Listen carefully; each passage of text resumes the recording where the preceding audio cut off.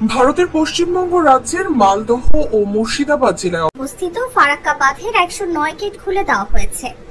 এতে বাংলাদেশের নদ নদীর পানি বাড়তে শুরু করেছে। চাঁপাইনবাবগঞ্জ পানি উন্নয়ন বোর্ডের উপবিভাগীয় প্রকৌশলী মোহাম্মদ ময়জউদ্দিন জাগো নিউজকে বলেন, গতকাল পর্যন্ত ফারাক্কার 27টি গেট খোলা ছিল। আজ বিভিন্ন গণমাধ্যমে দেখলাম মোট 109টি গেট খোলা হয়েছে।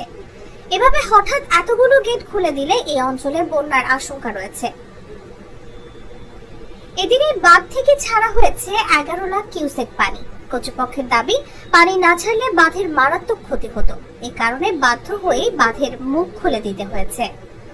আগেই পশ্চিমবঙ্গ জুড়ে প্রবল বৃষ্টিপাতের পূর্বাভাস দিয়েছিল কলকাতার আলিপুর আবহাওয়া দপ্তর।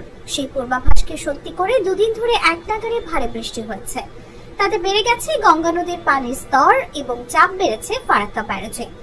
ফারাক্কা ব্যারেজের জেনারেল ম্যানেজার আরদেশ পান্ডে জানিয়েছেন, বিহার ও ঝাড়খণ্ডে বন্যা সৃষ্টি হওয়ায় গঙ্গা নদীর পানির স্তর বেড়ে গেছে। এর জন্য ফারাক্কার ব্যারেজের 109টি গেট খুলে দেওয়া হয়েছে। পানি না ছাড়া হলে ব্যারেজ ক্ষতিগ্রস্ত হওয়ার আশঙ্কা রয়েছে।